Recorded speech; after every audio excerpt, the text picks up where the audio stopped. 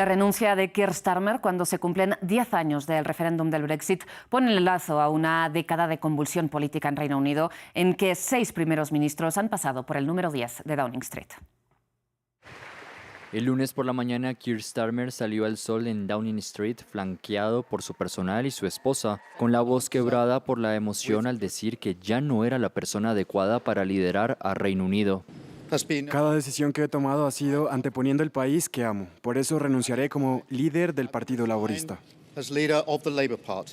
Starmer, quien obtuvo una de las victorias más aplastantes en la historia política británica, deja el cargo tras menos de 2 años, luego de escándalos que desplomaron su popularidad y las dificultades de su gobierno para traer estabilidad política y económica.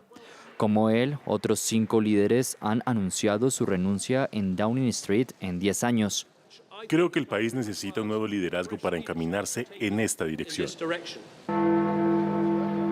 La mayor transición en el mando político de Reino Unido en casi 2 siglos comenzó con la victoria del Brexit, un referéndum crucial en la que los británicos votaron a favor de abandonar la Unión Europea. Un día después de la votación, el 24 de junio de 2016, David Cameron anunció su renuncia. Había hecho una intensa campaña en contra del Brexit. Después de Cameron, uno tras otro fue cayendo. La línea en común, todos del Partido Conservador que trataron de administrar el Brexit. Pronto dejaré el cargo que ha sido el honor de mi vida desempeñar. Cuando el rebaño se mueve, y amigos míos, en política nadie es indispensable. He hablado con Su Majestad el Rey para notificar mi renuncia como líder del Partido Conservador. Buenos días. En breve me reuniré con Su Majestad el Rey para presentarle mi dimisión como primer ministro. Reino Unido fue considerado un pilar de estabilidad política y económica en la era de Margaret Thatcher y Tony Blair. Pero crisis sucesivas se agudizaron en 2016 con el Brexit, que ha avivado independentismos al interior de la isla, así como el avance de la extrema derecha de Reform UK. Sumado a la crisis financiera por la pandemia de COVID-19 y a la invasión a gran escala de Ucrania por parte de Rusia, que también ha elevado los niveles de deuda nacional y el descontento de la gente. Ante este panorama, en el debate de France 24 nos preguntamos si hay un hilo conector entre la nueva crisis política o la persistente crisis política británica y la salida del país de la Unión Europea hace una década. ¿Coincidencia o consecuencia? Esta es la pregunta. Y para el debate contamos con Lucas Dauria, internacionalista y profesor asistente de Relaciones Internacionales en la Universidad de La Salle, y con Ulf Son, profesional en Relaciones Internacionales, Historia y Economía y doctor en Derecho y Sociología, actualmente profesor del Departamento de Negociación y Comercio Internacional de la Universidad de La Sabana. Muchísimas gracias, Lucas, Ulf, por acompañarnos en el debate de France 24. Antes de entrar en discusión, les recuerdo a ustedes que, si bien ya saben que pueden volver a ver el debate y todos los programas de France 24 en nuestra página web y también en nuestro canal de YouTube, ahora pueden volver a escuchar el debate en formato podcast a través de las principales plataformas de streaming de audio, que son las que ven en sus pantallas. Lucas, Ulf, me gustaría empezar planteándoles la misma cuestión a ambos. Lucas, empiezo por usted. ¿Considera que es una consecuencia o una coincidencia esta nueva renuncia de un primer ministro británico, en este caso del primer laborista de Keir Starmer, coincidiendo temporalmente con que hace una década de este referendo del Brexit? Gracias, Rosa, por la invitación. Entonces, es una pregunta muy interesante. Creo que en el fondo no es exactamente ninguna de las dos. Bueno, es difícil definir si es una consecuencia directa del Brexit o no. Creo que podemos decir que parcialmente sí. Esencialmente lo que ocurre es que creo que Starmer ha sido un poco la víctima de no haber podido actuar las reformas que se esperaba que se hicieran fundamentalmente. Starmer había subido al puesto de primer ministro con una mayoría relativamente aplastante con respecto a la debacle que fueron los últimos gobiernos conservadores en el Reino Unido, en particular el de Johnson, plagado de escándalos del COVID, y el de Theresa May también con una muy atolondrada forma de salir de la Unión Europea. Y Starmer durante el primer año tuvo como ¿cómo decirlo?, como una aceptación muy grande, y después se dio cuenta de que tenía que actuar una serie de reformas que fueron supremamente impopulares y que probablemente tenían que ver directamente también con la debacle que vino después del Brexit. Lo que pasó también es que el Brexit tuvo unas consecuencias económicas muy severas, sobre todo para la balanza comercial del Reino Unido. Y Starmer se vio en la posición de tener que eh, motivar unas reformas que subieron los impuestos a la clase trabajadora y a la clase media empresarial de una forma muy desproporcionada para intentar también contener los efectos nocivos de la inflación, que en este momento en el Reino Unido está en 3.8%. No es mucho para nosotros en América Latina, que estamos acostumbrados a tener inflaciones muy altas, pero en el norte global eso es una cifra absolutamente escandalosa.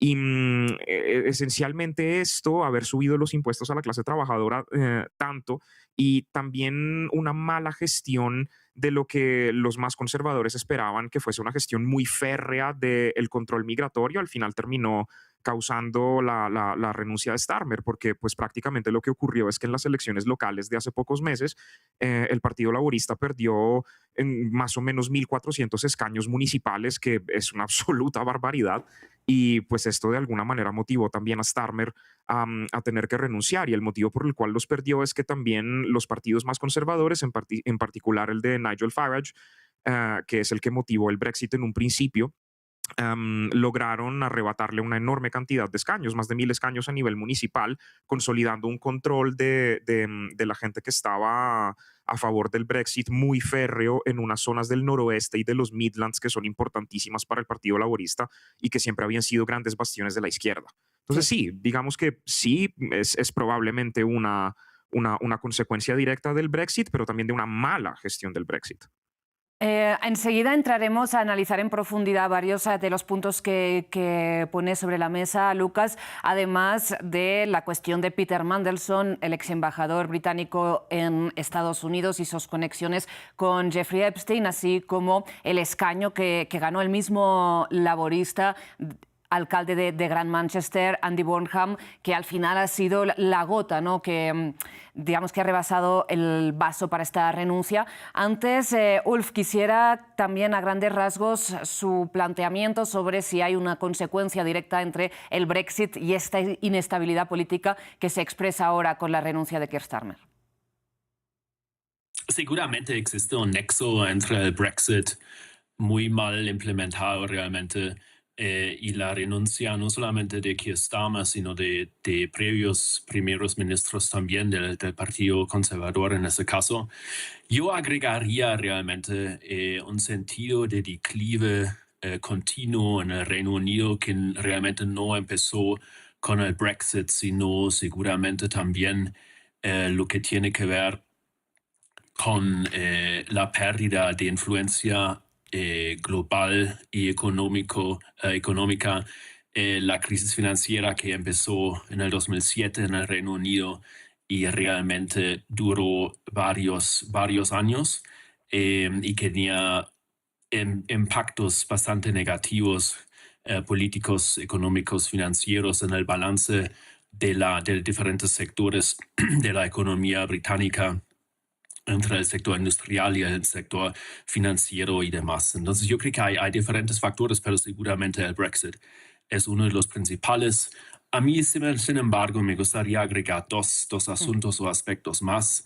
Y un aspecto es el personaje, el carácter Keir Starmer mismo. Yo creo que es un político que realmente no destaca precisamente por su carisma, por sus ideas innovadoras, por sus propuestas innovadoras y por una manera de comunicar y conectarse con los votantes. Entonces yo creo que hay que también tomar en cuenta que el candidato Keir Starmer hace 2 años, justamente antes de las elecciones generales a principios de julio de 2024, tanto como el primer ministro Keir Starmer durante los casi últimos 2 años, tampoco ha sido realmente un líder, un jefe de gobierno quien podía causar un sentimiento de optimismo en la población del Reino Unido. Y finalmente me gustaría destacar, obviamente, la política desastrosa respecto a Rusia las sanciones absolutamente fallidas del Reino Unido y de la Unión Europea en este conflicto entre la OTAN y Rusia en los últimos 4 años y medio, que también ha liderado a un incremento del precio de la energía en el Reino Unido y de un gasto enorme por una guerra que realmente no tiene mucho sentido para el Reino Unido. Y es muy difícil, realmente cada vez más difícil, vender esta guerra a los votantes en el Reino Unido. Enseguida hablaremos un poco del balance en términos de política internacional, pero para ir por partes, quedémonos en estas claves de política interna que ambos mencionaban. Keir Starmer, dice Ulf, que es un personaje poco carismático y, sin embargo, consiguió traer de vuelta al Partido Laborista al gobierno británico 14 años después del último gobierno laborista, es decir, después de 14 años de gobiernos conservadores, con una mayoría de casi 2/3, ¿no? 411, si no me equivoco, escaños de 650 en la Cámara de los Comunes. Logró la formación laborista liderada por Keir Starmer en las elecciones generales de 2024. ¿Cómo se explica que con esta grandísima mayoría en la Cámara de los Comunes, en la Cámara Baja en Reino Unido, no haya podido impulsar las políticas que prometió, Lucas? Pues fundamentalmente porque lo que le ocurrió es que, pues digamos que se dio cuenta de que la cosa era mucho más complicada una vez salieron de la Unión Europea con respecto a lo que él pensaba. Es que yo realmente no tenemos tampoco mucha idea de exactamente Starmer qué tenía en mente cuando apenas estaba empezando a subir al poder. Porque en el fondo Starmer, en efecto, Ulf tiene razón, no es un político particularmente carismático, porque Starmer, de hecho, pues no se había desempeñado tampoco nunca como político. Starmer era un Queen's Counsel, es decir, era uno de estos abogados prestantísimos que está directamente al servicio de la corona. Él, en el fondo, no era una persona que estaba acostumbrada a hacer política y por eso es una persona como tan parsimoniosa, como tan poco carismática, como tan seria, y que tiene poco appeal con respecto a la población civil. Pero lo que en el fondo terminó ocurriendo es que también el Partido Laborista terminó subiendo al poder después de 14 años del control conservador, también como un voto castigo a las malas gestiones del Partido Conservador, ¿no? Es que, a ver, yo todavía recuerdo cuando Cameron fundamentalmente le ofreció en bandeja de plata el Brexit a los partidos de más a la derecha en el Reino Unido, y fundamentalmente les dijo, miren, hagamos una cosa, si ustedes me apoyan a mí para que gane este último periodo electoral, yo les prometo que al final de mi periodo hacemos un referendo para saber si salimos de la Unión Europea. Y pues en efecto eso fue lo que tuvo que hacer, y obviamente los partidos que estaban a favor de la salida aprovecharon la situación para poder hacer un poco como de política pública sucia para motivar a la gente a que votara a favor del Brexit. Al final, lo que terminó ocurriendo es que, pues, en gran parte hubo una serie de problemas legales, administrativos y de gestión. O sea, pensemos un segundo en una cosa. Voy a hacer el ejemplo un poco como hablando un poco de la política agricultural muy, muy, muy por encima. La política agricultural de la Unión Europea, la política común de agricultura de la Unión Europea, es supremamente importante para todos los países porque todos son grandes productores de productos agrícolas, de grano, son grandes exportadores de múltiples productos muy famosos en mercados en todo el norte global, y generalmente están muy preocupados por hacer que haya un apoyo particular a nivel europeo hacia sectores que deben ser protegidos. Entonces, en el caso de la política agricultural, por ejemplo, lo que ocurre es que sectores estratégicos para cada país, por ejemplo, el vino en el caso de Francia o las papas en el caso de Escocia dentro del Reino Unido, todos estos sectores terminaban teniendo una serie de beneficios muy particulares en términos de exportación, porque sus mercados más grandes terminan siempre siendo sus vecinos dentro de la región. En el caso de la agricultura, como en el Reino Unido realmente crece más bien poca cosa, porque pues es un país con una latitud muy alta, entonces no goza particularmente de buenos productos agrícolas. Los sectores agrícolas que son grandes dentro del Reino Unido, pero pequeños en comparación con otros en Europa, se vieron negativamente impactados porque de la noche a la mañana con el Brexit empezaron a ver que iban a tener que hacer un montón de papeleo extra que antes no tenían que hacer para controles fitosanitarios, para impuestos de aduana adicionales que antes no tenían que contemplar, para costos de transporte y de logística marítima y de transporte terrestre que antes no tenían que pagar porque hacían parte de la Unión, y esto incrementó los costos de muchos productos de la canasta básica de alimentos en el Reino Unido a la estratosfera, y algo muy parecido terminó ocurriendo también con el costo de los medicamentos, a pesar de que hay una cercanía logística con Irlanda, que es un gran productor de medicamentos, muy fácil ahí para poder solventar algunos problemas. La mayor parte de los medicamentos en el caso europeo son producidos también por la industria tecnoquímica alemana, y eso implica también un enorme costo de importación de unos bienes que el Reino Unido no puede producir. En adición, creo que tendríamos que mencionar también algo que Ulf estaba tratando de manera tangencial hace poco, y aprovecho para agradecerle porque me lo recordó. También el enorme surgimiento de China en los últimos 10 años ha sido absolutamente devastador para todos los países europeos, y el caso del Reino Unido no es menor, en gran parte porque toda la industria metalmecánica, en particular la automotriz, que en el Reino Unido hace décadas era un motor de economía importantísimo, hoy en día ha tenido que desplazarse por completo a otros lugares del mundo, se ha desplazado muchísimo a China, y esto naturalmente también causa un gran impacto que está también relacionado con la crisis de deuda soberana del 2008, que seguimos sintiendo el coletazo de eso. Y sí, pues esto es fundamentalmente lo que ha hecho que la debacle de Starmer sea particularmente grave.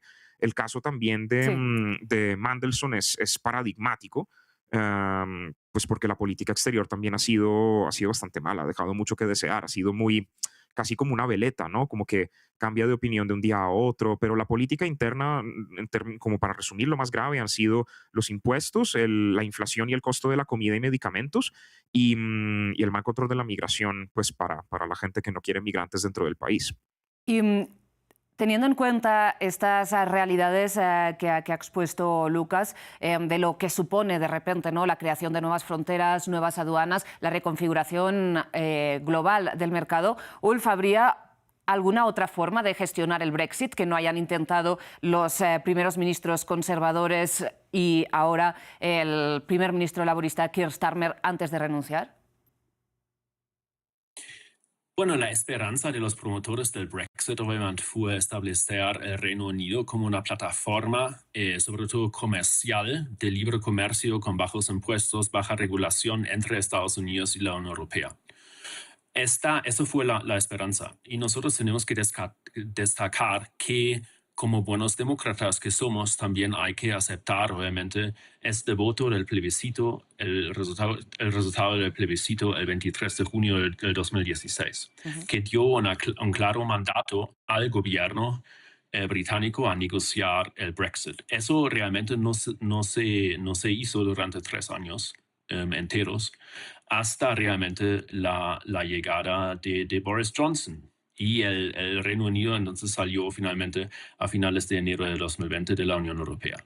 Entonces, en estos años, uno obviamente había perdido ya muchas oportunidades de realmente efectuar ciertos cambios regulatorios, tributarios y demás dentro del Reino Unido, y también con la Unión Europea. Entonces, al final del día, casi ninguna de las esperanzas de los promotores del Brexit se ha materializado, y ahora obviamente es muy, muy difícil echar reversa. Ahora solamente todo lo que uno puede hacer es rescatar una situación que ya es bastante mala realmente en términos de las relaciones internacionales del Reino Unido, pero sobre todo obviamente las relaciones con sus vecinos más cercanos, que aparte de Noruega, obviamente, todos forman parte de la Unión Europea.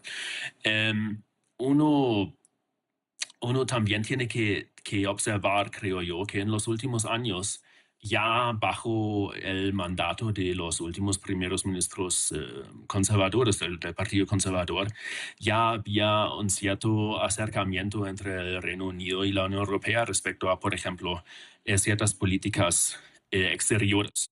Entonces, todo el tema de Ucrania, por ejemplo, el tema de las relaciones con Rusia, hasta incluso ciertas partes de la relación entre Europa y Estados Unidos, en estas áreas de política que son muy, muy importantes, obviamente, no solamente políticamente, sino también financieramente y económicamente, sí hay cierta convergencia, digamos, entre el Reino Unido y la Unión Europea en los últimos años y sobre todo en los últimos meses, durante el gobierno de Keir Starmer. Ahora vuelvo vale la pena repetirlo, la situación es bastante grave. Hay muchos indicaciones de la gravedad de la situación. Y ahora un nuevo gobierno realmente tiene que reactivar no solamente la economía, sino sobre todo la opinión pública hacia una visión mucho más optimista del futuro. Claro, hablemos de este nuevo gobierno, porque digamos que aquí tenemos a Reform UK, el partido de extrema derecha liderado por Nigel Farage, uno de los grandes promotores, de hecho, del Brexit y primera fuerza en intención de voto en Reino Unido, que está pidiendo nuevas elecciones, mientras que dentro del Partido Laborista parece que se mueven los hilos para que, como decíamos, el alcalde de Gran Manchester, Andy Burnham, que acaba de conseguir su escaño en la Cámara de los Comunes, sea el nuevo líder del Partido Laborista y nuevo primer ministro. Ulf, ¿cuál de las opciones ve más viable a corto plazo? Bueno, en este momento el escenario más viable es que Andy Burnham negocia con los grandes cabezas del Partido Laborista en la Cámara de Comunes para que realmente ellos lo coronen como el nuevo líder del partido y entonces, por ende, también como el nuevo primer ministro. La situación es muy desafortunada porque obviamente durante el verano, ahora el verano europeo, no va a pasar mucho y lo que puede pasar bajo ciertas circunstancias es que Keir Starmer se queda en Number 10 Downing Street, en la oficina del primer ministro, hasta incluso finales de agosto o hasta el principio de septiembre. Pero en este momento no vemos ninguna indicación de que emerja o de la posibilidad de que emerja un candidato que podría ser competencia a Andy Burnham dentro del Partido Laborista. Entonces, y eso tiene dos consecuencias. Entonces, en el corto plazo no hay elecciones generales nuevas. Lo que sí puede pasar, y eso depende de la coyuntura política en los próximos meses, es que Andy Burnham decide tomar la decisión de convocar nuevas elecciones en febrero, marzo, abril del año que viene, quizás. Precisamente hablemos de Andy Burnham, insistimos, ¿no? Un perfil dentro del Partido Laborista. Lucas, ¿cuál es la diferencia entre Andy Burnham y Keir Starmer? ¿Por qué, digamos, su liderazgo ha hecho que finalmente Keir Starmer sucumba a la presión dentro de su propio partido? Bueno, fundamentalmente porque, pues para empezar, como Ulf justamente había dicho al comienzo, Burnham es muchísimo más carismático que Starmer. Es que Starmer en comparación parece hecho de piedra. Entonces eso es particularmente importante para los votantes progresistas que hay en el Reino Unido, que están buscando pues un liderazgo como particularmente cercano a la población civil y que también defienda como las causas más progres que de hecho Starmer ha intentado casi que dejar a un lado. Es que Starmer ha estado un poco entre la espada y la pared en ese sentido y Burnham ha sabido capitalizar muchísimo sobre esos pequeños deslices que él ha tenido. Entonces, para empezar, uno creía que Starmer, al ser laborista, iba a ser pues particularmente progresista, que iba a ser una persona particularmente permisiva con respecto a la migración, que no iba a estar a favor de discursos particularmente nacionalistas y tal, y al final terminó siendo que Starmer es más bien una persona muy, muy moderada, y para las personas más progresistas dentro del Partido Laborista termina casi siendo de derecha en algunos casos, en particular por el fuerte control migratorio, que al final no fue satisfactorio para la ultraderecha, pero que sí fue particularmente fuerte, sobre todo en términos de visado para estudiantes internacionales, por ejemplo. Eso era una cosa que los laboristas progresistas no esperaban que Starmer hiciera. En cambio, Burnham es un progresista como, digamos, como muy clásico, como muy de la izquierda continental europea, ¿no? Entonces está completamente en favor de los derechos de los trans y de los géneros y sexos diversos. Es una persona que está en contra de los controles migratorios férreos, que quiere Reform UK. Es una persona que ha declarado su apoyo a Palestina en lugar de declarar su apoyo a Israel, que es una cosa con la que Starmer, por ejemplo, ha titubeado un poco y ha tenido una política exterior muy particular en ese sentido, porque no sabe exactamente más o menos cómo moverse. Y creo que esto es muy importante porque de alguna manera como que esta frágil posición de ser laborista, pero al mismo tiempo intentar acercarse un poquito hacia la derecha para intentar arrebatarle votos a Reform UK, ha hecho que Starmer al final termine siendo todo y nada. Y creo que de alguna manera el electorado de algunas regiones del Reino Unido está buscando a un líder, a un primer ministro que tenga unas posiciones muchísimo más sentadas y muchísimo más definibles. Y sobre todo, pues dentro de la izquierda inglesa es muy claro que lo que la población civil está buscando es un progresismo como, no sé, como el de los partidos de la izquierda en Francia o como algunas declaraciones que Pedro Sánchez ha hecho en España, es decir, como una cierta alineación con algunos valores morales en política internacional y en política local también, que son vistos como poco importantes o como, digamos, como poco importantes o como transcurables en política interna. Entonces, creo que en ese sentido Burnham ha sido muy hábil porque ha logrado insinuarse dentro de una sección particular, tanto del electorado como del Partido Laborista, que le ha permitido mantener un cierto apoyo popular. Es decir, él al haber sido el alcalde de la región del Gran Manchester, tenía una posición particularmente privilegiada. Manchester es una región supremamente industrializada, es una de las grandes ciudades del país y tenía, al menos hace unos años, una industria metalmecánica supremamente bollante. Y pues en este sentido, entonces, si uno ve los resultados de las elecciones locales de hace poco, uno entonces no se extraña mucho porque uno ve que Reform UK, por ejemplo, ganó 24 sobre 25 escaños que hay en los municipios de la región del Gran Manchester. Entonces uno dice, bueno, pues Reform UK arrasó por completo, en particular en las zonas que se parecen mucho a Manchester, las zonas en las que hay clase obrera trabajadora de fábrica, donde hay personas que tienen bajos niveles de educación, tal. Entonces, ¿cómo hace Burnham para ser tan popular dentro de la región? En parte también por su gran gestión cuando había sido alcalde de Manchester, y eso se demuestra justamente por el hecho de haber ganado la by-election. Entonces, pues para reemplazar al diputado laborista saliente. Sí. Entonces, pues digamos que Burnham tiene como estas características particulares, tiene un carisma muy particular, muy diferente al de Starmer, y es particularmente cercano a las necesidades que el electorado de izquierda esperaba que Starmer tuviera y con los que al final terminó defraudándolos. Y en términos de política exterior, Ulf, ya que usted sacaba a colación el efecto, ¿no?, que han tenido las sanciones a los hidrocarburos rusos, sobre todo para la población británica, ¿qué cree que podría hacer distinto Burnham respecto a Keir Starmer? Lucas apuntaba un poco a esta posición más a favor, digamos, de Palestina, pero no sé si tiene claro otros puntos que lo diferenciarían.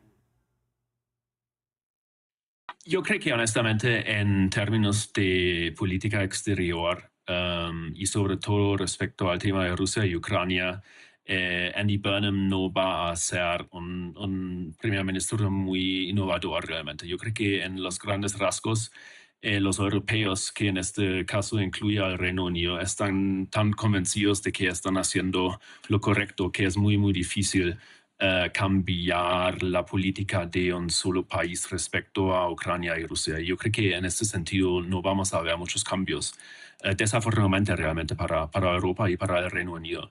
Yo creo que los cambios se van a efectuar más a nivel de la política nacional, la política tributaria y la política social. ¿Y cree que este cambio de liderazgo en el 10 de Downing Street de alguna manera puede hacer que baje la intención de voto para Reform UK, para la extrema derecha, ante unas eventuales nuevas elecciones? Usted señalaba que podrían ser medio año después aproximadamente de que Burnham pues, asumiera, ¿no?, el cargo de primer ministro. Eso en este momento es la esperanza de Andy Burnham y el equipo que le está acompañando en este periodo de transición para prepararlo también para el cargo de primer ministro, que obviamente es mucho más complejo que sea el alcalde de Manchester o solamente un parlamentario más dentro de la Cámara de Comunes del Partido Laborista. Entonces, yo creo que la esperanza en este momento es mejorar, estabilizar la imagen, la reputación del partido durante los próximos meses, durante los primeros meses de un posible mandato de Andy Burnham como primer ministro y luego averiguar a principios del 2027, del próximo año, qué tal las encuestas, las opiniones dentro del Reino Unido. Eso obviamente también tiene mucho que ver no solamente con lo que va a pasar en el Reino Unido, sino también qué va a pasar con Irán, con el precio del petróleo. Realmente estamos en un mundo tan complejo que es muy, muy difícil en este momento predecir, pero yo creo que eso es una opción. Y la segunda opción realmente es dejarse coronar como primer ministro ahora durante el verano y luego simplemente tratar de terminar el mandato que ganó Keir Starmer a principios de julio del 2024, porque eso también es la otra opción, y este mandato duraría hasta realmente finales de junio, hasta el principio de julio incluso del 2029. Y entonces Burnham no está tan presionado en este momento respecto a buscar una fecha para nuevas elecciones generales. Obviamente él también, como cualquier líder de cualquier gobierno, él también busca legitimidad. Y esto fue una de las grandes críticas de los votantes y de los medios de comunicación contra todos estos primeros ministros del Partido Conservador antes de Starmer, que realmente allá había lo que pasaba frecuentemente cada par de meses, fue un proceso de coronación dentro del partido en vez de realmente buscar la legitimidad política en elecciones generales. Y eso también es quizás algo que Andy Burnham busque de evitar, pero eso depende de muchos factores y en este momento simplemente es muy, muy difícil predecirlo. Y más allá de la legitimidad o no, para ir terminando, en términos de gobernabilidad, ¿cuáles creen que serían, ¿no?, los grandes retos de su nuevo eventual gobierno, teniendo en cuenta, por ejemplo, para citar un escenario reciente, estas violentas manifestaciones anti-migración, ¿no?, que han tenido lugar recientemente en tanto Londres como Belfast por distintos episodios? Lucas. Es una excelente pregunta. Entonces, muy probablemente la gran oposición que va a encontrar Burnham es la de los alcaldes locales. Es que no, a ver, dentro del Parlamento, digamos que se la puede currar de algún modo, es decir, en el Parlamento de alguna manera puede sortear las cosas, pero a nivel local la situación sí es muy, muy, muy, muy, muy delicada. Es que si uno viera un mapa de colores diferenciado en cuáles son las zonas rojas para laboristas y zonas azules para conservadores y para Reform UK, es un mapa completamente diferente al de las elecciones con las que Starmer subió al poder en el 2024. Entonces yo sospecho que a pesar de lo que Burnham pueda hacer desde el legislativo y desde el ejecutivo para intentar calmar un poco los ánimos en términos de la oposición a la migración, es muy probable que encuentre una oposición administrativa a nivel micro muy fuerte, sobre todo en las zonas del sur, que son pues, las zonas del canal, ¿no? Las zonas del canal son muy particulares, fundamentalmente porque de hecho esa es una de las grandes fallas de la política migratoria de Starmer. Starmer fundamentalmente se había negado a esta propuesta particular de los conservadores de intentar llevar a los migrantes irregulares a Ruanda, si no mal recuerdo, Sí. como en un plan especial muy parecido a lo que Giorgia Meloni propuso en Italia de llevarlos a Albania. Sí. El gobierno inglés antes de Starmer había propuesto al otro lado. Y entonces dijo, no, mire, hagamos otra cosa. Lo que vamos a intentar hacer es poner una patrulla especial para intentar cuidar a estos migrantes que vienen desde Francia y vamos a acogerlos en unos lugares especiales, en unos hoteles, en la industria de la restauración, tal. Y esto se vio particularmente presionado. El sistema propuesto por Starmer al final terminó siendo pues un desastre total, muy desafortunadamente. Y Sí. las poblaciones del sur, de las que están en el canal expuestas a esto, sí lo resienten mucho. Entonces creo que probablemente esa será la cosa más difícil para Burnham. Pues, Ulf, la misma pregunta para concluir este programa. Los retos para Burnham o para quien asuma finalmente el nuevo liderazgo del gobierno británico. Bueno, aparte del problema de la migración ilegal en el Reino Unido, como en otros países europeos, el otro problema es establecer las finanzas públicas con urgencia, y por eso tampoco es ideal que ahora durante el verano básicamente el Reino Unido se va a quedar sin gobierno, o sin un nuevo primer ministro que puede dar como un nuevo norte. La situación económica del Reino Unido realmente es bastante grave. Todas las esperanzas que uno había puesto en el Brexit, si uno hubiera sido un promotor del Brexit, no se han materializado. Y por eso el Reino Unido está en una situación bastante grave en diferentes frentes. Y yo creo que el primer ministro realmente necesita es como algún plan de choque, alguna idea de realmente incentivar nuevamente a la población en general, independiente si son conservadores, si son de reform, si son laboristas o si votaron contra el Brexit o en favor del Brexit. Eso ya no debería importar. Ahora tienen que inventarse algo para mantener la esperanza y para mejorar la política en muchísimas frentes. Y realmente el simple hecho de que el Reino Unido ha tenido tantos primeros ministros en los últimos años ya es la clara muestra que algo está muy, muy mal. Pues veremos si Andy Burnham o alguien logra dar con esta idea rompedora para, digamos, sacar a Reino Unido de este bloqueo, de esta crisis multifacética. Muchísimas gracias por habernos acompañado, Lukas, Ulf, en este debate de France 24. Seguro tendremos ocasión de volver a conversar de aquí a que tengamos nuevo primer ministro en el 10 de Downing Street. Ha sido un placer liderar este espacio. El agradecimiento, como siempre, es para Melissa San Miguel a la producción de Invitados y para Laura Garzón a la producción de este programa. También el agradecimiento es para todo el equipo técnico que hace posible esta y todas las emisiones de France 24. A ustedes, como siempre, muchas gracias por su atención. Enseguida regresamos.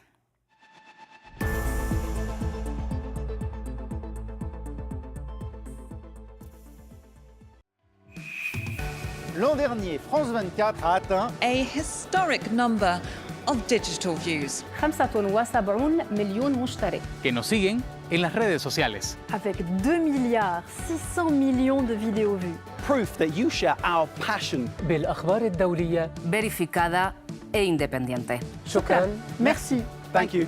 Gracias. Muchas gracias por su confianza.